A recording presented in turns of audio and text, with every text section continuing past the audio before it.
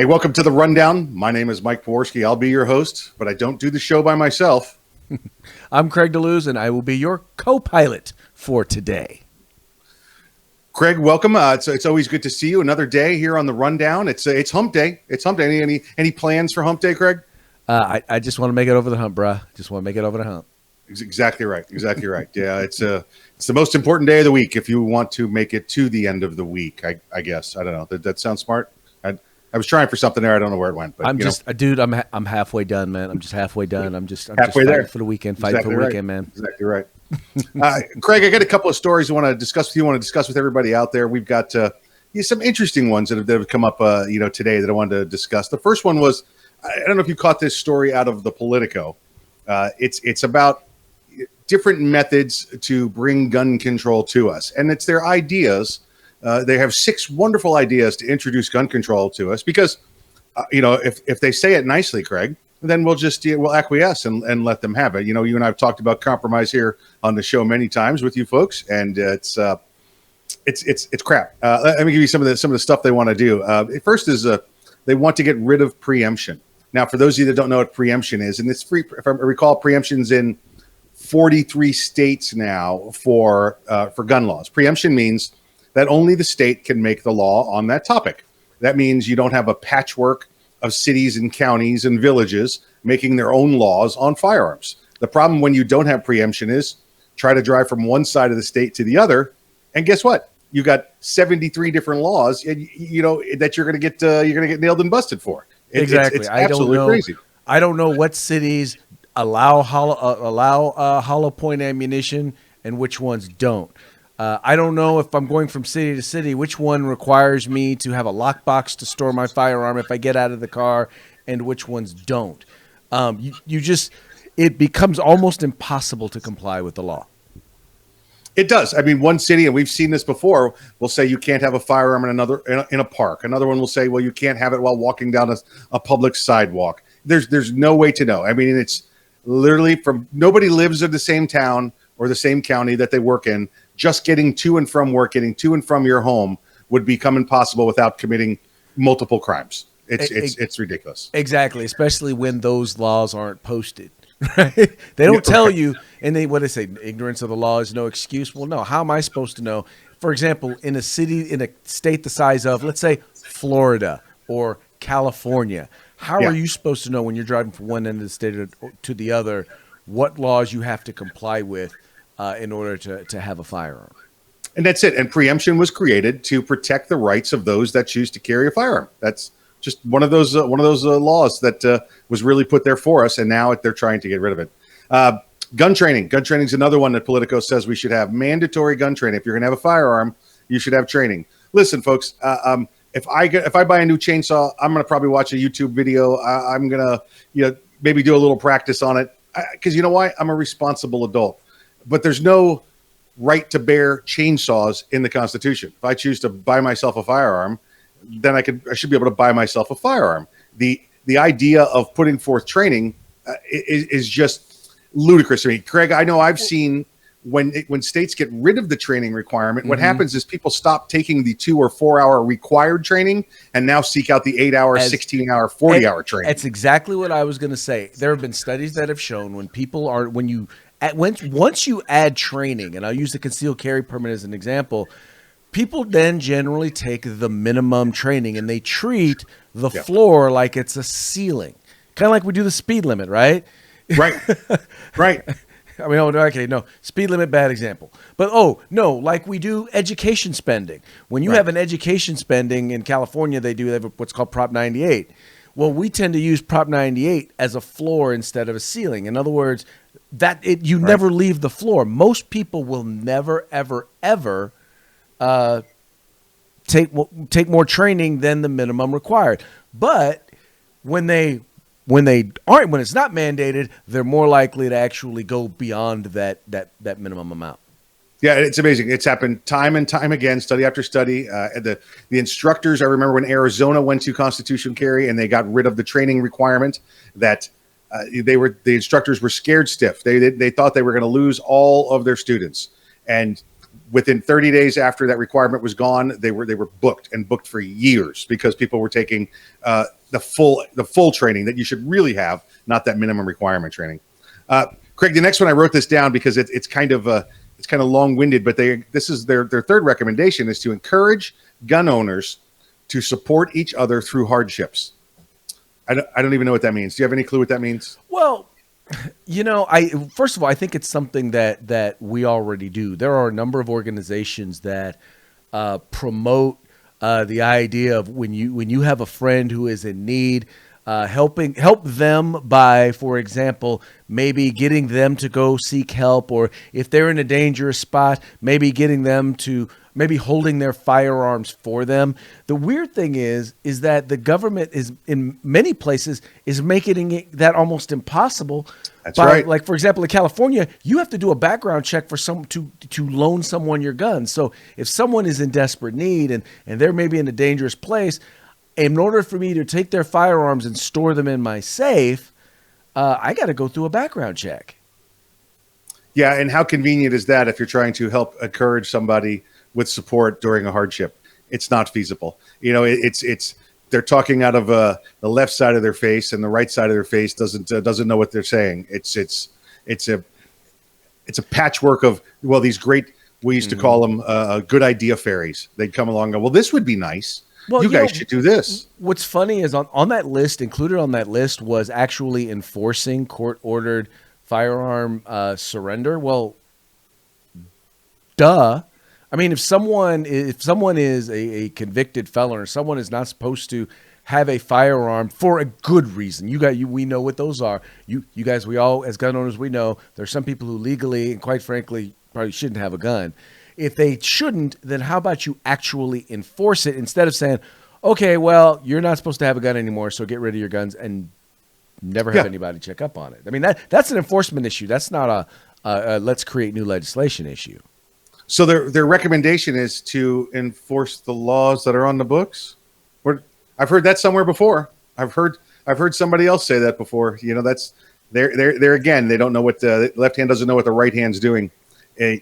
The next one they said was to challenge the industry immunities. Now we know that's going on. The Lawful Arms and Commerce Act. They're already challenging that, trying to get lawsuits, and they cite in there just the most ridiculous things where they went after a shooting that people have sued the ammo manufacturers, and they say it's absolutely ludicrous that the case is dismissed, that the ammunition manufacturer has no liability. Craig, have you ever heard of somebody getting in a DUI accident and they go after the manufacturer of the steering wheel? I have never ever heard that. Or no. The people who produced the gasoline that was in the car. There you go. We're not only going to go after the Ford Motor Company, we're also going to go after Chevron or whoever it is. Just craziness. And then the last one that they recommended is they want to mandate liability insurance for people that own a firearm. Liability insurance. We want you to go out and get liability insurance. You already make us pay to have a license to exercise that right. Now you want us to insure ourselves to have that right? Well, let me tell you something, and this is the onerous part of the really weird part about this. See, in most of these cases, you're talking about people. What they want you to get liability insurance in case you commit an illegal act and kill somebody or murder somebody. Here's the problem: you cannot insure yourself against a criminal act. It is illegal to do so. So otherwise, the only way the insurance would apply or work is if you actually did something legal. Yeah, but we'd still like you to have the insurance, because we want you to pay. We want you to have less money to go out and buy more guns, to buy a worthless policy that we can't mandate you to have anyway. Well, it's because they want to make sure poor people who are in communities where they need to defend themselves don't have the ability to defend themselves. Exactly right. That's exactly right. Listen, the roots of firearm control and gun control is racism. It's because they don't want those people to have firearms. And right now, all of us, including you, are those people. Yep, that's it. That's exactly right. And by taking away extra money from those that are on difficult times, whether it's financial abilities, you're just discriminating against them. Listen, it may not be racist, but it's class racism at that point. We don't want the poors to have firearms. This is how that's going to work. No disagreement here, sir. Hey, did you see Governor Ron DeSantis's latest? Yes. You know what? Your boy down there, Ron DeSantis, he's showing out. He's got a bat and he's not afraid to swing it in a crowd. That's for sure. That is true. He has decided that, as we talked about yesterday with you folks, the passports, the COVID vaccine passports. He said, yeah, bring that to Florida. Watch what happens. You bring that to Florida. Oh, and by the way, if you discriminate against my people when they come to your state, our citizens of Florida, the full faith and credit clause is still in effect, and we'll make sure your tourists, when they come to Florida, they get the reverse. So knock it off with this crap. It's not happening in my state, and it's not happening to my people. Well, I just, the idea that, once again, with all of this, the point for me is this. You know what? Give people all the information that they need and let grown folk make grown decisions. When you saw all the people, all the young people, like right now they're talking about in certain countries, in certain places, there's these surges, right? But they're not telling you the surges are amongst people who are 12 to 24.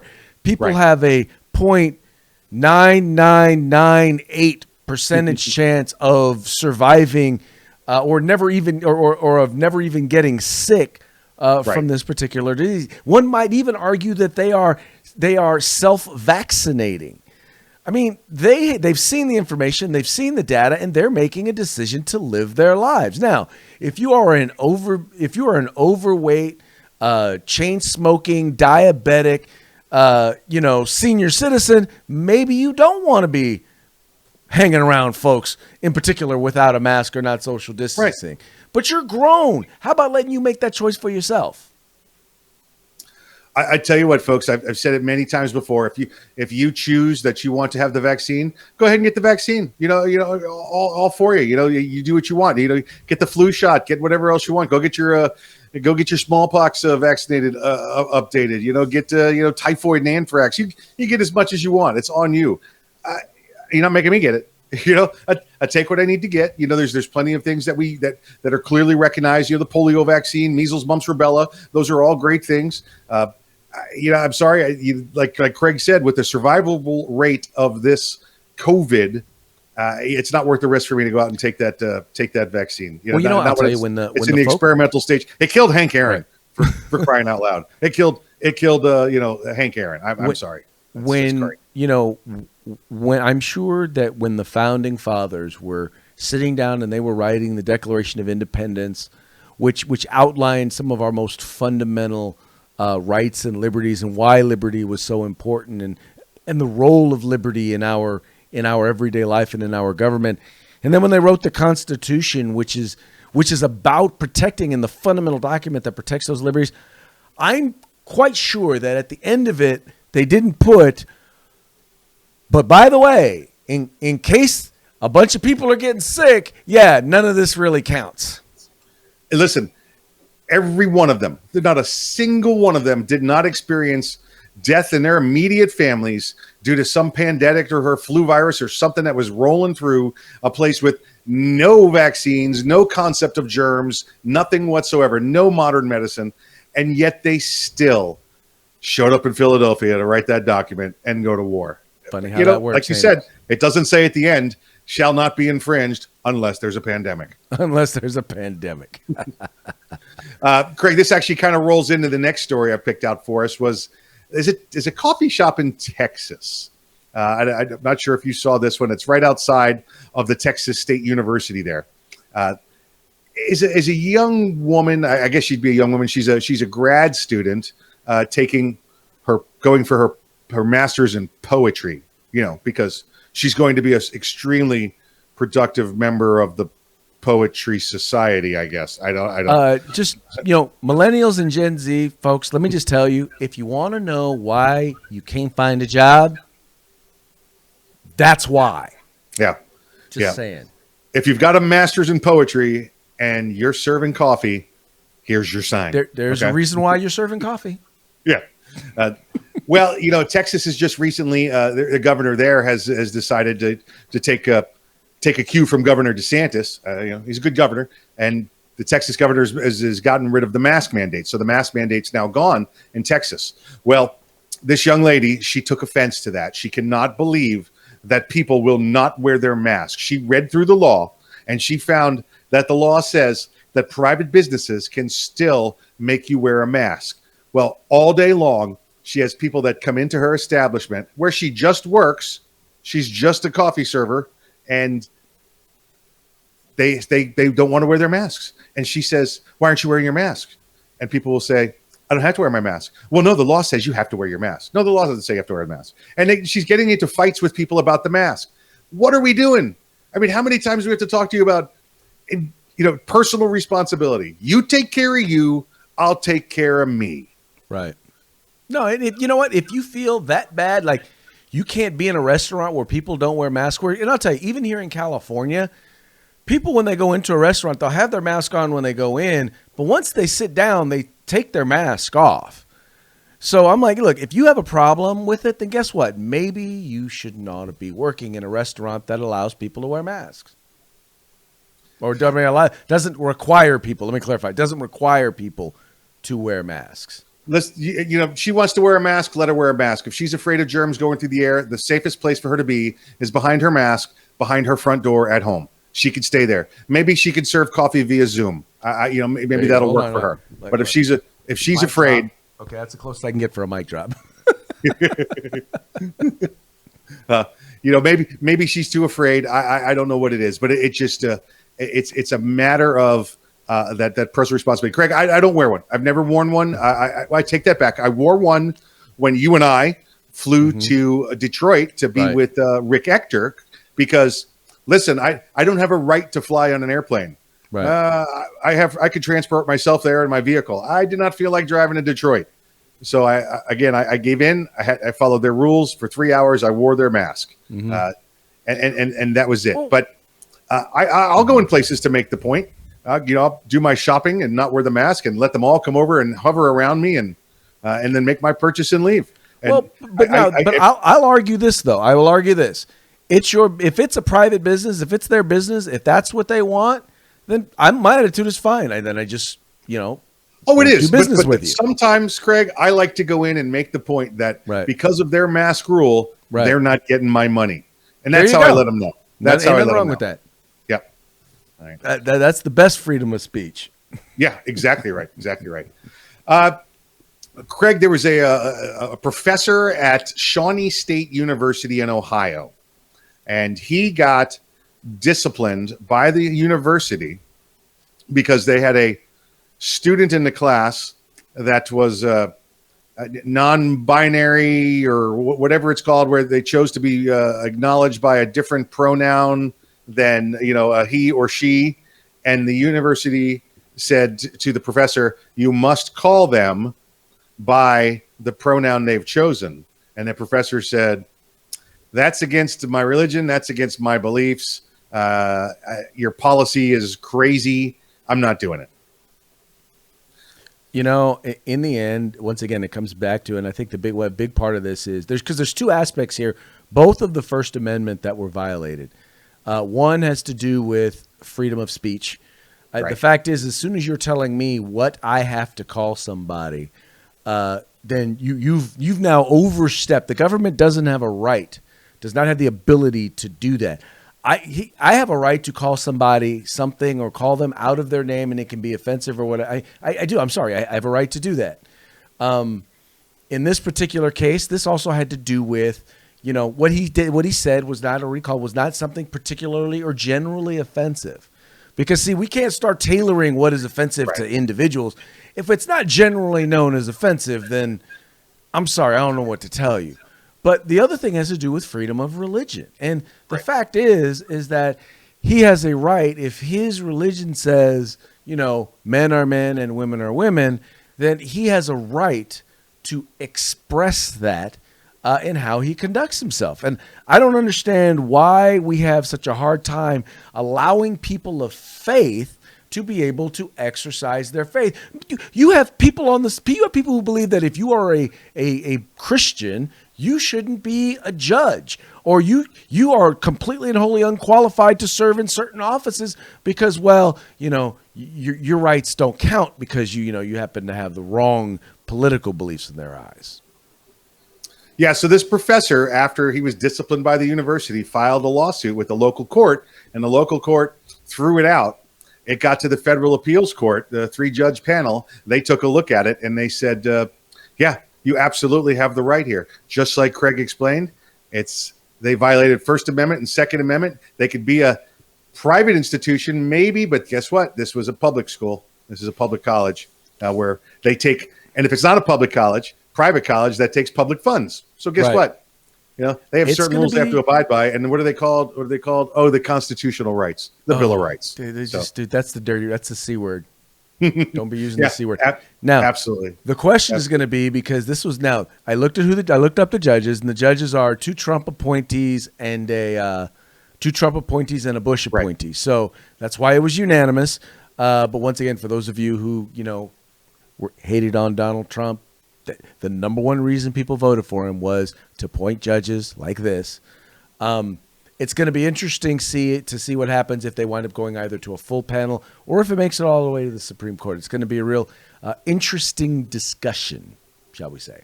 But I have and there are a few cases we know that are moving towards the Supreme Court, some Second Amendment cases, but we'll save that for another episode. Yes. Give those to you in full. Then Craig, one other story I saw was, speaking of cases involving firearms. We still have some House resolutions that have passed in the U.S. House of Representatives, and they're moving to the Senate. Now, the big deal in the Senate is they have to get the 60 margin vote for those to pass. Well, there's been a couple. We know we've got a couple of U.S. senators. We've got Tester and we've got Manchin. They're 2 more firearm-friendly Democrats. I guess we can say it that way. Tester being from Montana and Manchin being from West Virginia. Their states, I think that the last poll, the states said, I think 54% of people in West Virginia own a firearm and 52% of people in Montana own a firearm. So they have to pay attention to those stats. Hey, you're going to vote Democrat all the other ways, but this is one that they may have to cross that aisle for. So exactly. People were wondering, what is the rhino in chief going to be doing? What would Senator Mitt Romney be doing? And he spoke this week. Well, he is going to be voting against gun control. He called it firearms reform, but he's going to be voting against gun control because he is in the state of Utah. And I think that there are a lot of steps he's willing to take, a lot of lines he's willing to cross, but even he's not stupid enough to cross this one. Yeah, so look forward to seeing what he says, because he's got a way of disappointing Republicans every time. So he's just, I think we got lucky, very lucky, when him and Paul Ryan did not get elected. That's for sure. I know we had to suffer, excuse me, an extra 4 years under the Big O there, but we probably did better off. Well, I think what we would have seen was another, for lack of a better term, weak-kneed Republican who is not going to stand up and fight the way we need to fight. And there's a lot of things you can say about Donald Trump, but the one thing he was not afraid to do was to fight, was to stand up and take on the establishment. And that's the problem.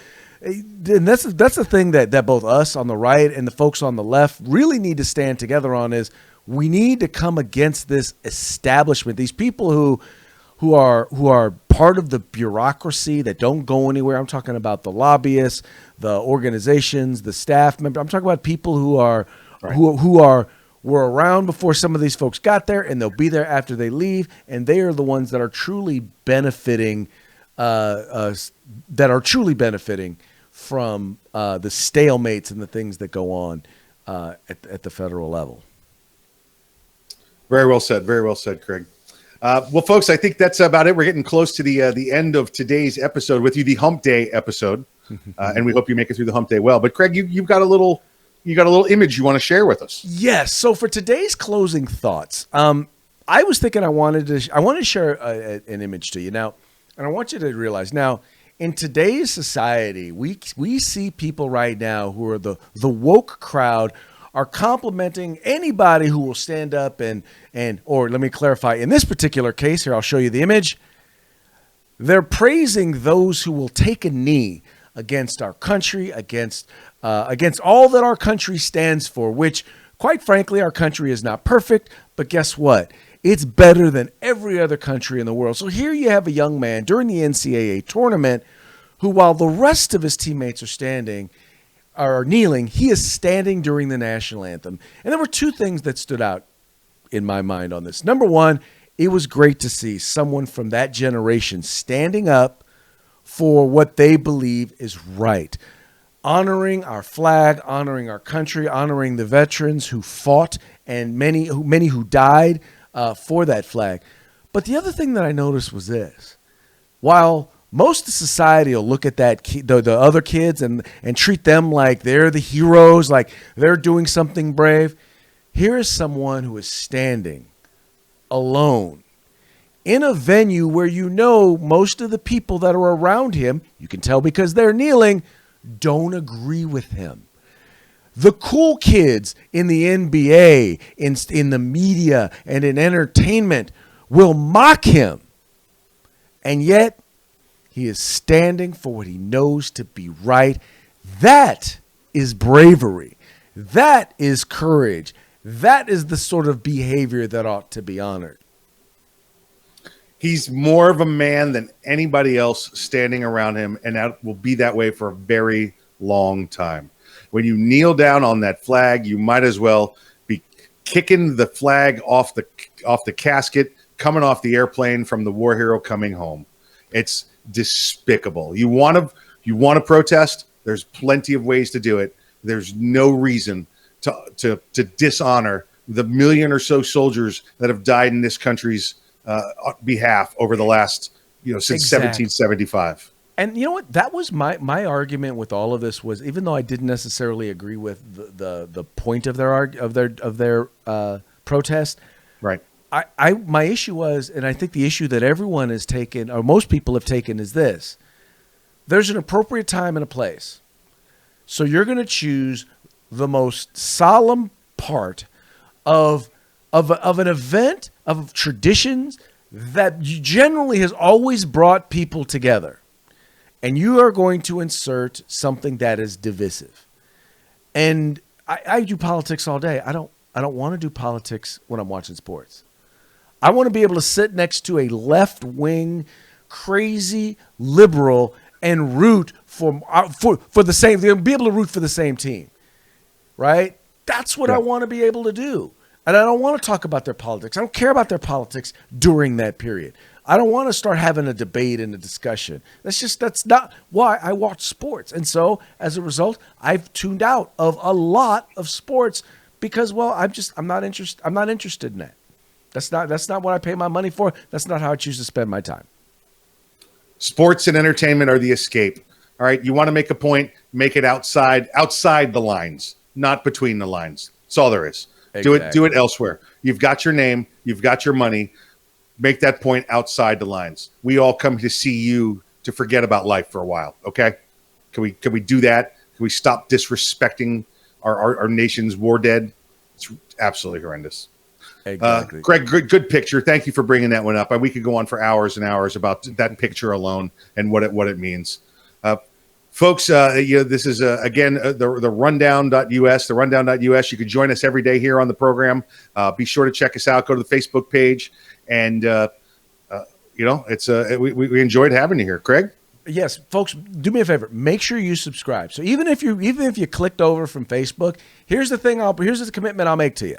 When we hit 100 subscribers, we'll start putting this both on Facebook and YouTube. Right now, we're just doing YouTube because we need to get our subscribers up. So if you subscribe, get us up to 100 subscriptions, then we'll start posting it on Facebook and YouTube. So that's just a little incentive for y'all. There you go. And I heard once we get 100 subscribers, we start getting those free gifts to give out too. Oh yes, we're gonna have some That's what good I heard. gifts. We have some good sponsors coming on board. We're gonna be providing some free goodies for folks who become members or raffles. But anyway, we're gonna have an opportunity to give you all some stuff. But we kind of need you guys to get us Outstanding. there. So remember, subscribe. Did I forget to say subscribe? You know what? Make sure you say subscribe before we go. Okay, make sure you subscribe.